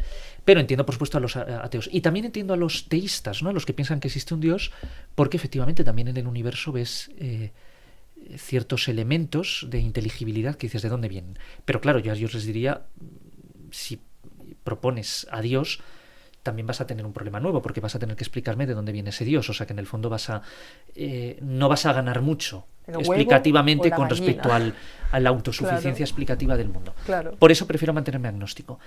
¿Qué pienso yo que es Dios? Y esto es muy arriesgado, es mi propia idea, mi propia teoría sobre Dios. Si miramos en la evolución de la mente humana, y esto conecta con todo lo anterior, claro, lo que tú tienes es una evolución en la capacidad de imaginar y de razonar. O sea, tú tienes un chimpancé, puede imaginar y razonar X. Un ser más evolucionado que un chimpancé puede imaginar y razonar Y. Imagínate, el hombre, ¿no? El ser humano, el Homo sapiens sapiens.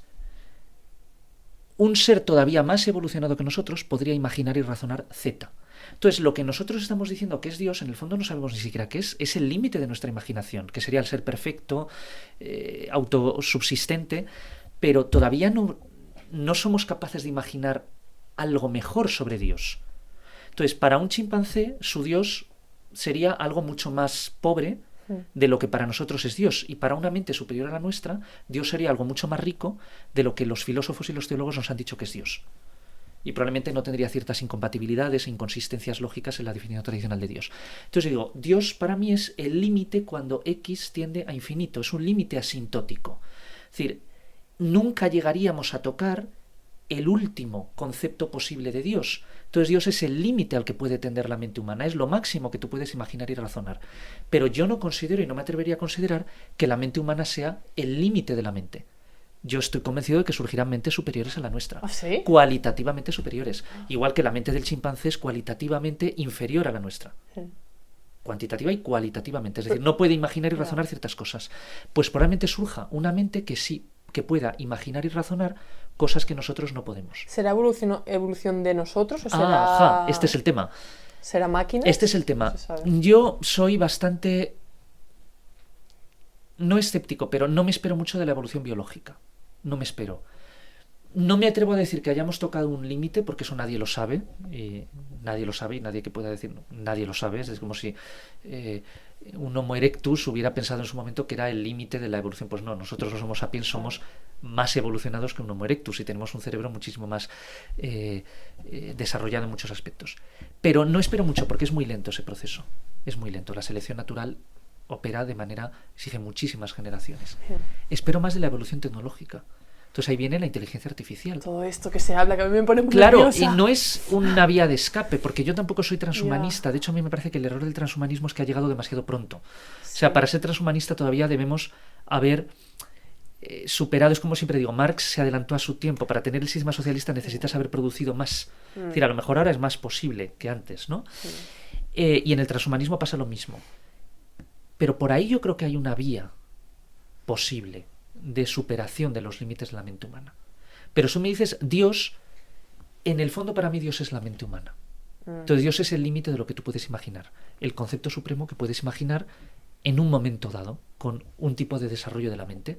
Pero ¿por qué te detienes en esta mente? No puede llegar a Z y a más y a más. Claro, y a tiene más. sentido. Yo lo pienso, por ejemplo, cuando veo a mi perro y veo un avión volando, el perro no sabe ni qué es un avión, ni por qué está ahí, ni cómo se ha Pero hecho. es que tú fíjate, incluso sin Entonces, tener, claro. parece ser que, es decir, hace un ser humano de hace 10.000 años, Sí. fíjate, de los inicios del Holoceno y de las últimas glaciaciones, en el fondo tenía unas capacidades cerebrales iguales a las nuestras, más o menos.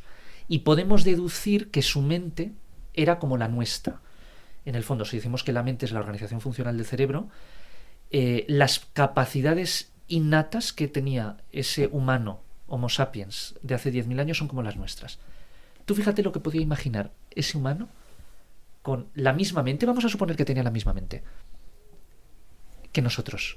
Es que hay un universo entre ambos. Claro, porque entre ambas ha mentes. sido muy progresivo. No tiene, pero incluso de hace 1000 años. Es decir, tú preguntas a una persona aquí en España hace 1000 años, año 1020, fíjate, todavía no habría sido reconquistado, sería bajo la disolución del califato de Córdoba y tal.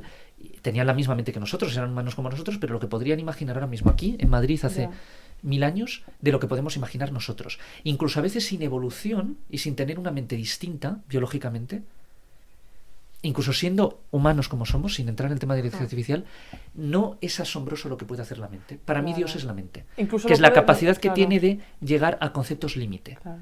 Porque Dios en el fondo siempre ha sido un concepto límite, es como el primer principio. Pero ese argumento también lo puedes decir ahora, es decir, en el siglo XXI, en el 2020, alguien que está en Taiwán no puede imaginar lo mismo que alguien que está en Silicon Valley. Interesante lo que dices, sí, efectivamente, ¿No? Porque, bueno, igual que, es decir, tú hace a un humano de hace 10.000 años, si lo trajeras aquí desde muy pequeño y le sometes a los mismos aprendizajes, igual, sí. claro, Exacto. con un chimpancé no, porque un elemento tiene un cerebro distinto. Sí. Y probablemente con especies humanas anteriores, con un neandertal, no lo sé, no tengo ni idea, no sé si habría muy sido. chulo verlo. Ojalá. Pero desde luego, incluso sin entrar, y yo creo que podremos llegar a una mente superior a la nuestra, igual que la nuestra es superior a la mente del Homo habilis, pero incluso sin llegar a eso, simplemente con la mente que tenemos, piensa en el enriquecimiento de esa mental que ha tenido la humanidad en los últimos 1000 años, Es increíble. o en los últimos 500 años. Entonces, ¿dónde poner el límite? Para mí, lo que llamamos Dios es una proyección de a qué límite puede llegar la mente humana. Vale. ¿Y tú crees que la idea de Dios puede cambiar? Por supuesto, claro, porque es correlativa al grado de desarrollo de nuestra conciencia, efectivamente. Una persona que tiene una experiencia del mundo mucho más básica, pues piensa que pues su Dios son los árboles, los ríos. No digo que sea inferior, no, simplemente quiere una experiencia más básica, pero si tú ya has observado el universo, te has planteado la pregunta por el universo como un todo, ya Dios se identifica con el universo como un todo, Vale, ya te que fue un entiendo. progreso filosófico, evidente. Entonces, ¿por qué no va a ocurrir algo todavía superior en el futuro cuando descubramos nuevas posibilidades de pensamiento? Claro. A mí lo que más me fascina es cómo la mente humana no está confinada a unas posibilidades de pensamiento concretas. Hay reglas lógicas que no puedes quebrantar si no quieres caer en contradicción, aunque bueno, hay lógicas polivalentes y cosas así, pero el sistema es muy más flexible de lo que pensamos. Y hay ideas, por ejemplo, cuando a finales del 19 Cantor empezó a investigar científicamente la idea de infinito, matemáticamente la idea de infinito, se pensaba que solo había un tipo de infinito, que era una cosa uniforme y el infinito era lo mismo. No, y él descubrió distintos tipos de infinito. Que el infinito de los números reales no es igual que el infinito de los números naturales, por ejemplo. Eso fue un progreso extraordinario en las capacidades de pensamiento que tiene la mente humana. En posibilidades nuevas. Y eso es lo que a mí me fascina, posibilidades nuevas. ¿Dónde están esas posibilidades nuevas? Y puede ocurrir que surjan nuevas posibilidades de pensar la idea de Dios más compatibles con los conocimientos científicos. Qué interesante. Piensas mucho. Entonces, es bueno y malo, ¿eh? O sea, porque a veces es un problema que no puedes estar, o sea, estás en el metro o estás solo, tal, y ya se te están ocurriendo cosas, sí, piensas, sí, es verdad, sí. Entonces, pero me encanta, pero mi pregunta es, ¿pero qué sería de la vida si no pensáramos? Totalmente, no seríamos, o sea, yo no puedo, es verdad que a veces no puedes vivir de otra manera, hay pero que distraerse, y es bueno, por Exacto. ejemplo, a mí me distrae mucho el salir, a veces, o sea, ir a hacer un viaje, hacer porque viajes. aunque piensas, pero ya es distinto, ¿no? Con distinta intensidad y pero sí, a mí siempre estoy pensando. Pero eso es increíble, a mí me encanta, pero mi pregunta que te quiero hacer es, ¿hay algún momento en que a lo mejor te crea ansiedad?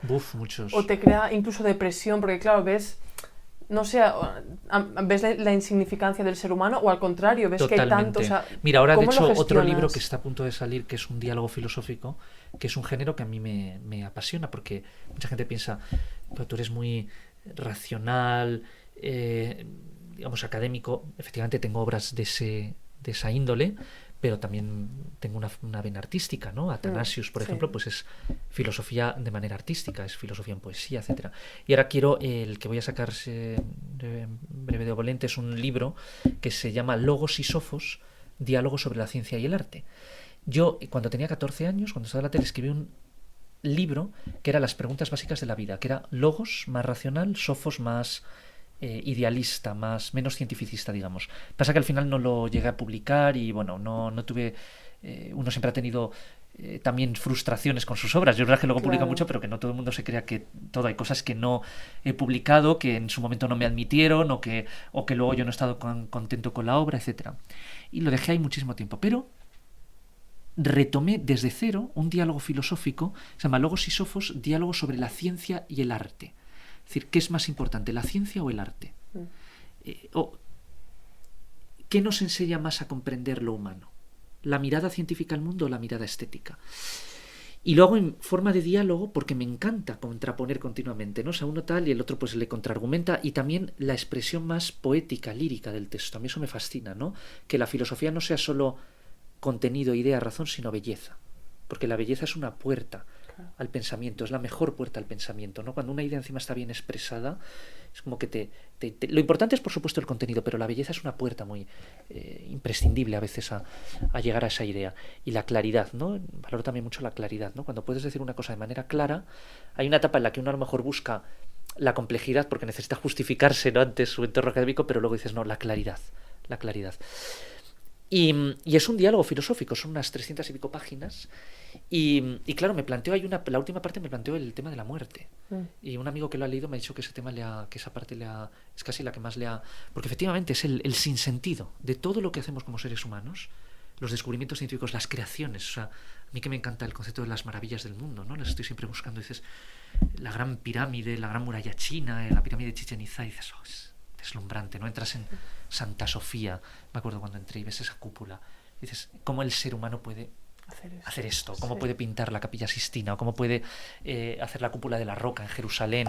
¿O cómo puede construir el templo de Abu Simbel en Egipto? Es algo asombroso. O aquí en España, fíjate, tú vas a la mezquita de Córdoba y dices, ¿cómo hemos podido hacer eso, ¿no? O la Alhambra, ¿no? Es impresionante. Hace poco volví, de hecho, hacía muchos años que iba a la Alhambra y tuve una visita de esas de, no sé, 4 horas, estuve viendo cada detalle. Y dices, todo esto en el fondo le es indiferente al universo, es nada. Es decir, ahora mismo puede caer un meteorito y puede desaparecer todo el genio creador de la humanidad. Totalmente. La música de Bach, que es mi favorita, ¿no? Es decir, es la música del universo. Todo eso, o todos nuestros descubrimientos matemáticos, bueno, quizás la matemática, como es algo lógico, universal, probablemente un alienígena también haya llegado a verdades matemáticas parecidas, pero el arte, que es nuestra huella, la literatura, la filosofía, todos estos afanes que tenemos los seres humanos, que estamos siempre luchando por mejorar, por buscar el amor, por que nos amen, por construir, ¿todo esto para qué? Es que es algo que realmente me agobia muchísimo y a veces no sé, yo creo que siempre tengo un temperamento más activo, optimista, decir, bueno, aunque eso esté ahí, esa sombra está siempre, ese escorpión me aguijonea continuamente y esa sombra se cierne constantemente sobre el espíritu humano y te puede deprimir y te puede hundir en los abismos de la inacción, decir, bueno, ¿para qué voy a hacer nada? ¿No? Si esto no sirve, total. nihilismo absoluto. Sí. De hecho, en este libro yo intento superar el nihilismo, o sea, no por el eterno retorno de Nietzsche, sino por la capacidad, la eterna diferenciación de lo mismo. Es decir, de cómo el universo es continuamente capaz de crear novedad. Y en ese sentido nosotros, mediante la creatividad, podemos rebelarnos contra la necesidad cósmica, etcétera. Pero bueno, iría por ahí. Claro, esto es muy triste, es decir, yo no tengo, aunque yo crea que pueda refutar el nihilismo racionalmente, no tengo una herramienta. El nihilismo al final siempre es un espectro que acecha, que es implacable, que a veces lo tienes que burlar o despistar, pero reaparece, es decir, no acabas nunca de extirparlo. ¿Cuál es la manera que yo tengo? El único antídoto que yo tengo contra el nihilismo es doble, es la esperanza y la creatividad. La esperanza en la creatividad humana, de que podamos seguir construyendo, creando, edificando las piedras, ¿no?, de un nuevo mundo, de un nuevo templo, de una nueva... también puede sonar utópico, pero a veces de una nueva humanidad, ¿no? Es decir, no tenemos por qué conformarnos con lo que somos. Esa creación, esa capacidad que tiene el ser humano de crear, de construir, de edificar, de generar lo nuevo, de encender nuevas luces, a mí eso me fascina. Sí. El escéptico siempre va a decir, bueno, pero eso al final es nada para el universo, o sea, en un universo de miles de millones de galaxias, y ahora han descubierto exoplanetas, y ahora... Sí, es verdad, estoy de acuerdo contigo, pero quizás mediante el conocimiento y el pensamiento, al descubrir los principios por los que opera la naturaleza, en cierto sentido estamos robando los secretos a la naturaleza, adueñándonos de ella. Y quién sabe si con eso no estamos ya conquistando una parcela de permanencia. En el fondo, el gran problema es la finitud. ¿La? Finitud humana, que somos finitos. Pero que algo dentro de nosotros se resiste, puede ser un residuo religioso, no lo sé, se resiste a aceptarlo. Sí. Hay filosofías que han intentado enseñarnos que tenemos que aceptar nuestra finitud. El existencialismo, por ejemplo, ¿no? Ser y tiempo. Para Heidegger el ser es temporalidad, no es eternidad, como pensaba Platón. Hay algo... Claro, yo no me creo la teoría de Platón, ¿no? No me creo que haya un mundo aparte de elegibilidad.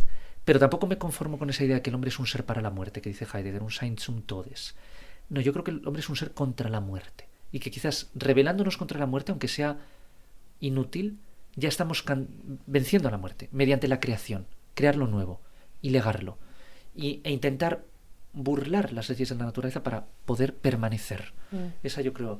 Pero efectivamente no tengo una respuesta categórica al nihilismo, ¿no? Claro. Es algo que a mí me agobia muchísimo. Sí, y al final lo veo...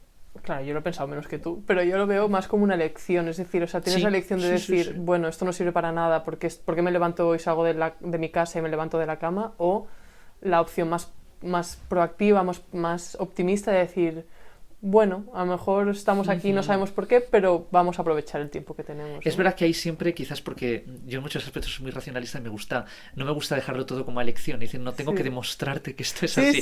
Pero luego en el fondo siempre llegas a una encrucijada que no, mira, por mucho que tu argumento, hay una decisión. Sí. Es decir, ya no es razón, es voluntad. Exacto, qué bonito. Es voluntad de... Y de hecho, fíjate, me contradigo porque quiero esa racionalidad, pero luego, por ejemplo, la creatividad no es puramente racional, hay una voluntad de crear. Crear es también querer crear. Sí. Si el mundo es necesidad, el mundo natural, la historia, el mundo humano es voluntad. Casi todo. Sí. Y entonces la voluntad de sentido, lo podríamos llamar. Y más pues ahora, yo tengo voluntad claro, de sentido. Totalmente. O sea, entonces quiero que tenga un sentido. Y más ahora que no necesitamos ni ir a cazar, ni ir a coger alimentos. Claro, totalmente. O sea, ahora sí que necesitamos voluntad para salir de la cama, digamos. Sí, bueno, evidentemente luego hay la necesidad sigue ahí, ¿no? Es decir, no claro, solo voluntad, sí, porque tienes presiones materiales, condiciones materiales y luego tristemente el mundo que hemos creado es muy imperfecto porque no todo el mundo puede concebirlo como voluntad, sino que para muchos es pura necesidad. Es necesidad pura, pues es verdad. No tengo más remedio porque no tengo recursos y tengo que ponerme a trabajar.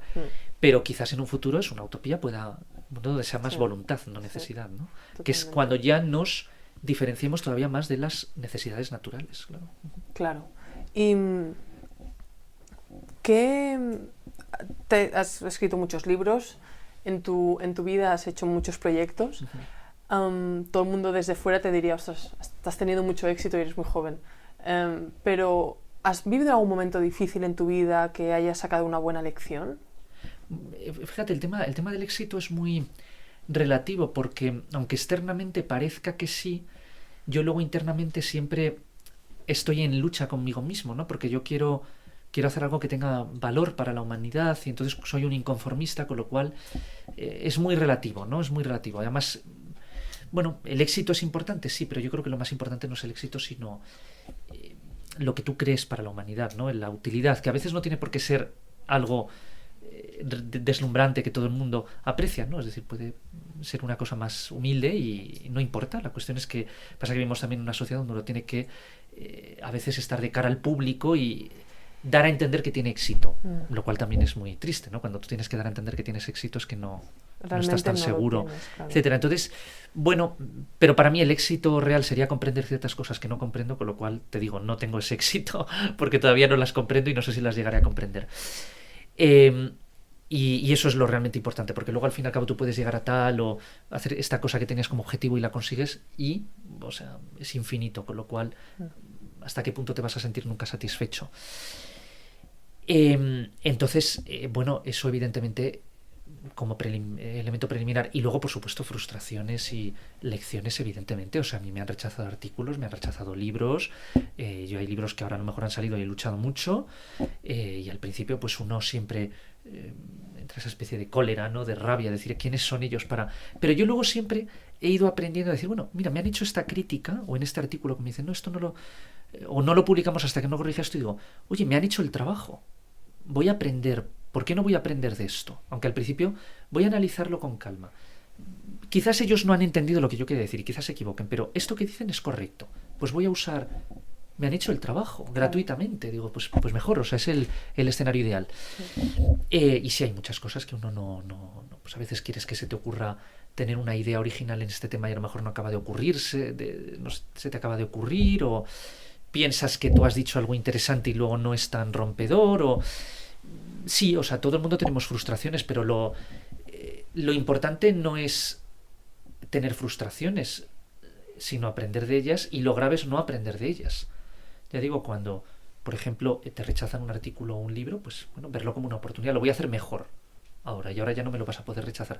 O buscar otras posibilidades y a lo mejor encuentras una revista o una editorial todavía mejor. O sea, yo creo que uno tiene que partir de un principio de optimismo y no tener miedo a corregirse. Eso me parece esencial. Es decir, perder el miedo, igual que para buscar el conocimiento hay que perder el miedo a la ignorancia. Hay mucha gente que a veces no lo busca porque tiene miedo a salir a lo desconocido y a abrirse a cosas que ignora, ¿no?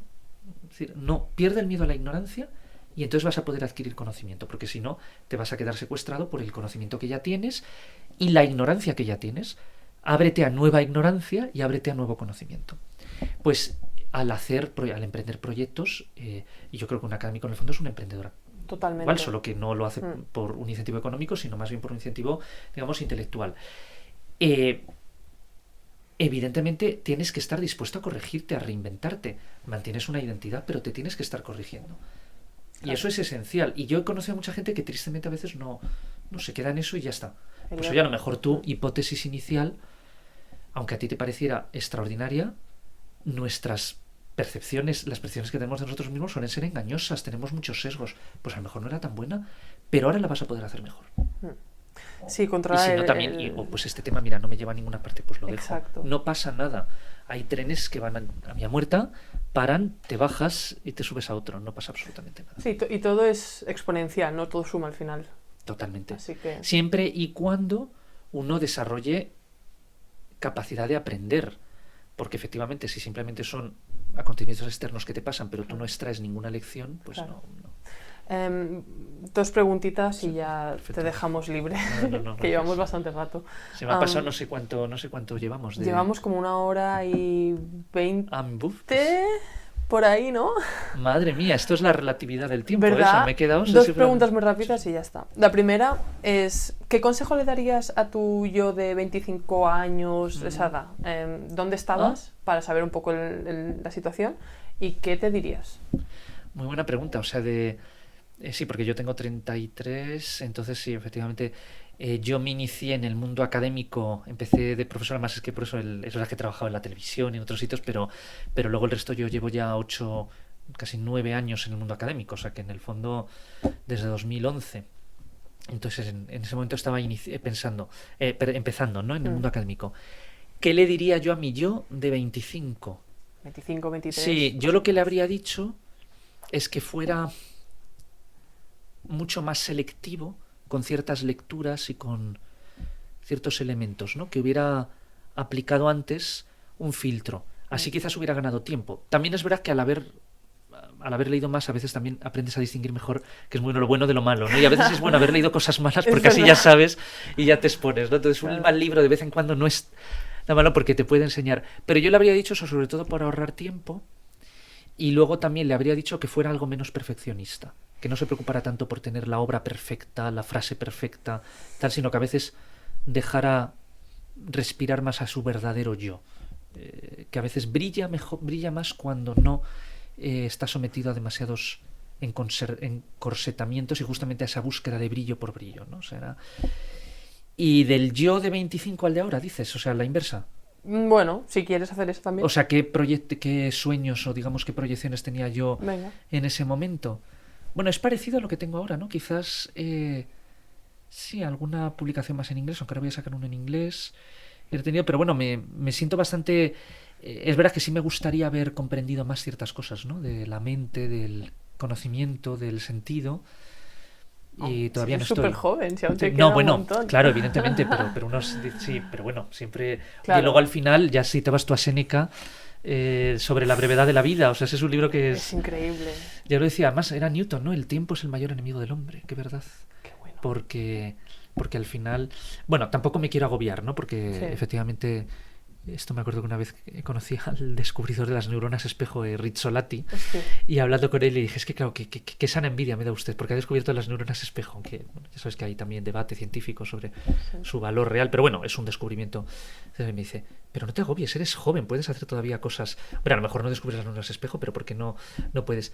Y si no, no sé, yo creo que en el fondo tampoco pasa nada, ¿no? Si no lo has hecho. O sea, tú busca, sé honesto, busca la verdad, huye en la medida posible del error, busca la verdad, sé honesto con tu pensamiento y con eso ya yo creo que está justificado. Totalmente. Pero bueno, evidentemente también uno tiene esa ambición de decir quiero...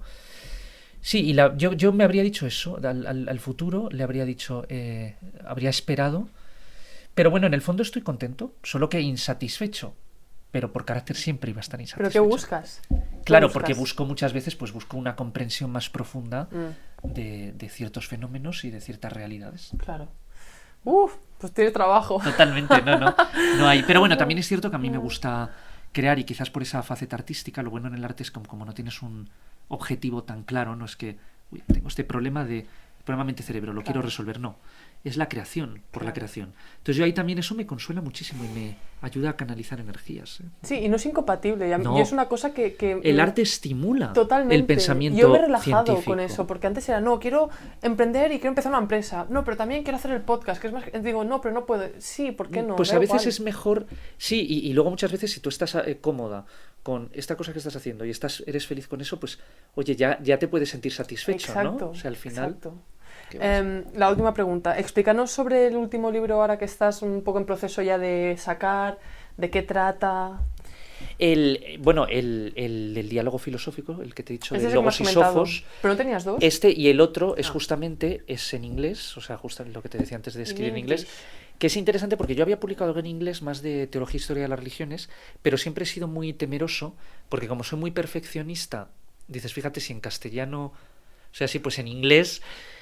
Pero a veces ocurre que cuando escribes en inglés, como no esperas tanto de tu texto, no te sometes a tanta exigencia o no te comparas con tal, a veces es más fácil escribir filosofía en inglés, ¿no? Por eso. Además, en inglés es una lengua muy... Para la filosofía es una lengua ambivalente, incluso peligrosa. Digo, ¿Por qué? Porque el inglés te obliga mucho a frases cortas, concisas, ideas muy claras. Hay partes de la filosofía donde efectivamente es así, quizás en filosofía analítica, filosofía de la mente, pero hay otras donde no, el lenguaje importa y no puedes estar buscando esa concisión. Tú, no sé, lees a Heidegger y Heidegger no, pero te dice cosas muy profundas sobre la existencia humana, ¿no? O Hegel o Kant. Lees Bertrand Russell y claro, Bertrand Russell es magnífico en filosofía de las matemáticas, pero a lo mejor cuando ya tiene que analizar elementos más existenciales humanos ya es más, dices, esto me parece un poco más superficial, no veo algo aquí tan profundo. Y eso no implica confundir oscuridad con profundidad, no. Simplemente que a veces tienes que dejar que el lenguaje también se recree en sí mismo. Y el castellano en eso me gusta más, ¿no? Porque no te obliga tanto a frases cortas, te puedes recrear en el lenguaje. Entonces este libro, lo escrito en inglés, es la ampliación de la integración del conocimiento. El libro en español de la integración del conocimiento son 200 y pico páginas, es muy lacónico, son como las ideas fundamentales. Que está en tu web y la gente se lo puede descargar. Se lo puede descargar, es gratuito, gratis. Evidentemente sí, porque esto además es una cosa que yo quiero que es. Hay otros que no, porque obviamente las editoriales y los autores tenemos que vivir. Pero cuando es una cosa más académica, artículos, etcétera, yo creo que lo importante es que genere debate, ¿no? Pero la versión inglesa es muchísimo más amplia. La versión inglesa es 4 veces más larga, casi. Dios. Bueno, no 4, son 3 y algo, son unas 600 páginas en la versión editada. Y es muy ambicioso, es un sistema filosófico, digamos, un proyecto de sistema filosófico. Primera parte es la razón, la naturaleza de la racionalidad humana. Segunda parte, las leyes de la matemática y las leyes de la ciencia. Tercera parte, cómo eso nos ayuda a comprender la base del conocimiento humano, que es la mente. Y cuarta parte sería la antropología, es decir, el conocimiento como factor de liberación humana, ¿no? O sea, como las sociedades que más progresan son las que más conocen, etcétera. Entonces es muy ambicioso. La primera parte es más densa porque es muy casi de teoría del conocimiento y filosofía, digamos, analítica. La segunda parte es más filosofía de la ciencia. la tercera parte es filosofía de la mente y la cuarta parte es filosofía social. Un poco los presupuestos de las teorías sociales. Entonces, bueno, pues saldrá en breve, o sea, está editado en Peter Lang, que es una editorial alemana, y bueno, pues la verdad es que estoy bastante contento del... Pero bueno, aquí ya sabes que esto luego tú nunca puedes controlar lo que eso, cómo lo interpretarán, o el impacto, eso no lo controlas. Tú controlas hasta... Eso lo dice pero estoy tan contento de haberlo controlado, de haberlo creado, o sea, que ya me da igual luego el... Es una criatura que tú has tenido. Claro, y yo animo a todo el mundo a que vaya a tu web, carlosblanco.com, ¿verdad? Es, exacto, www.carlosblanco.es. Y ahí tienes todos los libros y tienes de todo. Y la artículos gente en mi perfil de academia.edu también, claro. Tengo varios, incluso borradores que todavía no he publicado, o sea que, por ejemplo, de Conciencia y Mismidad he preparado una reedición que todavía no ha salido publicada, pero ya una revisión del texto con nuevas ideas, etcétera, porque ese libro es uno de los que más me entusiasmó escribir y de los que más con los que más contento estoy, pero quería mejorarlo, quizás por ese perfeccionismo continuo, y ahí lo pueden ver también, o sea que, sí. Ahí estamos. Carlos, y por supuesto, si alguien quiere escribirme, pues en la universidad, en la web, le sale mi correo, etc. ¿A ti no te gustaría empezar un podcast? Fíjate, no, ¿sabes por qué? Porque yo luego el tiempo, no me gusta comprometerme con cosas que te obligan a cada X tiempo. Es una periodicidad. Claro, no. Por supuesto, una cosa es que me escribes tú y me propones entrevista, o hace poco otra similar, o eso encantado de vez en cuando, pues siempre es bueno, ¿no? Porque también te obliga a ti a... Incluso te reconcilias contigo. ¿En qué etapa estoy? ¿No? ¿Dónde estoy ahora mismo? Reflexionas. Exacto. Pero lo otro ya sería... No descarto nada, pero no me... Bueno. Es como proyectos televisivos. A veces me vuelven a escribir y tal. Digo, es que ahora mismo no me siento en la televisión. Estoy muy contento con mis clases, mis libros, conferencias. Eso sí, si alguien me quiere invitar a conferencias, pues me gusta. Porque también en una conferencia destilas cosas, dices, bueno, ahora voy a hablar de este tema. Te obligas a trabajar en algo específico, claro. Exacto, eso es muy interesante. Bueno, si empiezas un podcast algún día, me avisas que yo te seguiré. Te aviso, pero bueno, de momento, evidentemente, hay varias entrevistas que sí sé que están Sí, no, pero yo quiero un podcast tuyo. Sobre temas... que tú Tampoco estudies. me gusta ¿sabes? Sí... En algún momento algo haré, ¿no? O sea, algunas clases incluso de las que doy, algo así. Hay profesores que algunas las están subiendo. Como hace Jordan Peterson. Online. Algo así. Todavía no, porque bueno, legalmente también ahí hay que ver cómo se... Pero bueno, algunas, igual que hay conferencias que casi todas las suben. Hace poco, por ejemplo, me invita mucha gente a hablar de temas de educación, que yo no soy experto en educación. Es decir, el ser profesor universitario no significa que sepas. Bueno. Pero es un tema, me interesa la filosofía de la educación, ¿no? Esto que Whitehead, un autor al que admiro mucho, hablaba era the aims of education, me parece, ¿no? Los fines de la educación. Sí. Y me han invitado a algunos sitios y bueno, pues, oye, a veces es interesante porque me obliga a destilar ideas, opiniones, más que... ideas, no he hecho un estudio científico, ¿no? Pero más opiniones que tengo sobre el tema. Oye, si eso puede verter algo de luz. Claro, yo creo que la gente, o sea, te mira como un referente en muchas cosas. No, pero en el sentido de que eres joven, eres profesor, es lógico que te digan, ven a hablar sobre educación, no lo veo raro. Sí, no, totalmente. Por eso digo que... Y es verdad que al trabajar en el mundo académico, pues ahora ya también... sabes más, ¿no? Claro. O sea, y ahora pues gestiones de programas de doctorado, de tal. También has tenido que aprender algo de gestión, de cómo funciona el sistema, también de los problemas de que todo el mundo cree que sabe que es cómo debería ser la educación y luego no es tan fácil. Pero bueno, siempre filosóficamente yo creo que sí se puede aportar una reflexión. Bueno, Carlos, muchas gracias por todo. Muchísimas gracias a vosotros y un saludo y gracias por la entrevista.